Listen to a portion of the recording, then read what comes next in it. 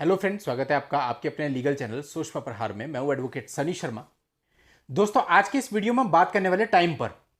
Time से मेरा मतलब है कि कोई भी चीज देखिए, जब मैट्रिमोनियल केसेज होते हैं ना, कोई भी चीज किस टाइम पर की जाए, वो टाइम ही आपकी जीत और हार को निश्चित करता है। कई बार आप स्टेप तो सही लेते हो लेकिन टाइम सही नहीं होता। कई बार आप सही टाइम पे सही स्टेप ही नहीं लेते हो, जिसकी वजह से आपको नुकसान हो जाता है। जब वो टाइम गुजर जाता है उसके बाद आप सोचते हो कि हम ये स्टेप ले लें, तब उसका फायदा नहीं मिलता। ये प्रॉब्लम बहुत प्रैक्टिकल है, जो कि सभी के सामने आती है। तो आज का ये वीडियो इसी पर बेस्ड है और बहुत ही इंपॉर्टेंट है। जो भी इन मामलों से गुजर रहे हैं, जिनके मामले स्टार्ट हो रहे हैं, वो इस वीडियो को ध्यान से देख लें और पूरा समझ लें। हर एक केस को, हर एक मैट्रिमोनियल केस को मैं इस वीडियो के अंदर कवर करने वाला हूं और आपको बताने वाला हूं कि आपके लिए एक्शन लेने का सही समय और सही एक्शन क्या होगा। अगर आप उसी समय पर एक्शन लेते हैं तो डेफिनेटली आपको फायदा मिलेगा और आप इन सारी चीजों से बाहर भी जल्द से जल्द आ सकेंगे। तो दोस्तों, वीडियो में आगे बढ़ने से पहले आपसे कहना चाहूंगा कि आपने अभी तक भी चैनल को सब्सक्राइब नहीं किया है तो फटाफट चैनल को सब्सक्राइब करके नोटिफिकेशन बेल पर जरूर क्लिक कर लें, ताकि इस चैनल पर आने वाली इस प्रकार की सभी वीडियोज की निरंतर और सबसे पहले जानकारियां आपको मिलती रहें।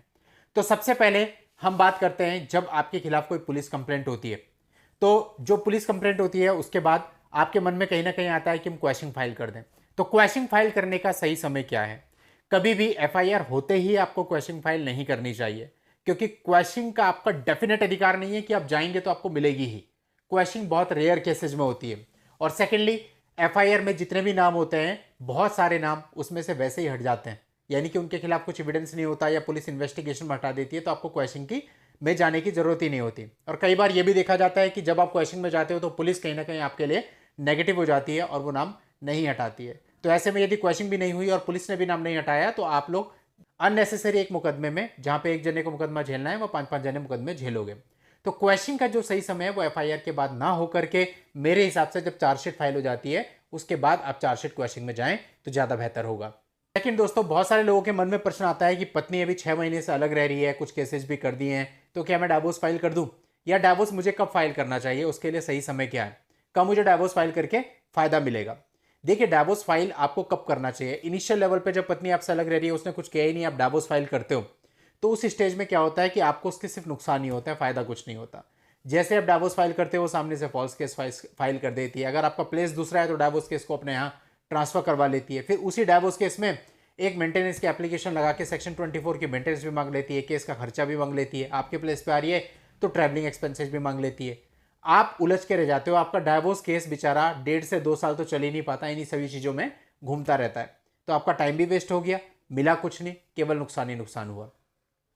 और हो सकता था कि आप डाइवोर्स ना डालते तो शायद वो उधर से फॉल्स केसेस भी ना डालती, आप भी चुप बैठे रहते, वो भी चुप बैठी रहती, समय ऐसे ही गुजरता जाता और आप फायदे में आ जाते।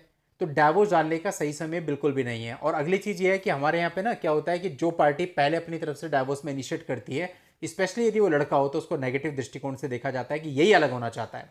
और मेंटेनेंस केस में आर्ग्यूमेंट के टाइम पे जो पत्नी का लॉयर होता है, वो इस चीज़ का फायदा उठाता है कि सामने वाली पार्टी ने डाइवोर्स डाला हुआ है, हस्बैंड ने डाइवोर्स डाला हुआ है, खुद ही नहीं रखना चाहता।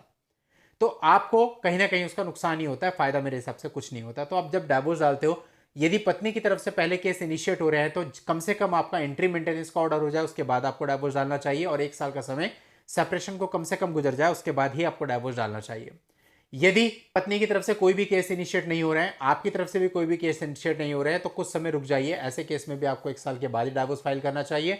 और यदि पॉसिबल हो 2 साल सेपरेशन को बीत जाए, उसके बाद आप डाइवोर्स फाइल करें तो बहुत ही अच्छा है, क्योंकि आपको ऐसे में परित्याग का ग्राउंड भी मिल जाएगा और आपका डाइवोर्स केस मजबूत भी हो जाएगा। और अगर आप देखिए डाइवोर्स केस के बाद वो कुछ करना भी चाहेगी तो उसकी चीजें इतनी मजबूत नहीं रहेंगी, क्योंकि वो 2 साल की देरी से दर्ज हो रही होंगी। अब तीसरी चीज आती है आपकी काउंटर केसेस। बहुत सारे लोग कहते हैं कि भाई अभी काउंटर केस डालना जरूरी है, बिना काउंटर केस के तो लोग मान ही नहीं रहे, इतना टाइम हो गया है और दिन प्रतिदिन नई नई चीजें कर रहे हैं, तो हमें भी अपनी तरफ से एक्शन लेना है। इन्होंने भी बहुत कुछ गलत किया है। यानी हम इस बात पे आज बात नहीं कर रहे हैं कि क्या काउंटर केस करें, कैसे काउंटर केस करें, हम सिर्फ ये बात कर रहे हैं काउंटर केस आपको कब करने चाहिए। देखिए, कभी भी आपको अपनी तरफ से काउंटर में नहीं जाना चाहिए पहले, क्योंकि यदि आप पहले ही काउंटर में चले जाएंगे तो क्या होगा कि आपका जो भी काउंटर में वर्जन होगा, उसी वर्जन को लेकर के वो आपके ऊपर उसका डिफेंस बनाते हुए एफआईआर दर्ज कर देंगे। आपके काउंटर का मतलब जीरो हो जाएगा। तो आपको ऐसा नहीं करना चाहिए।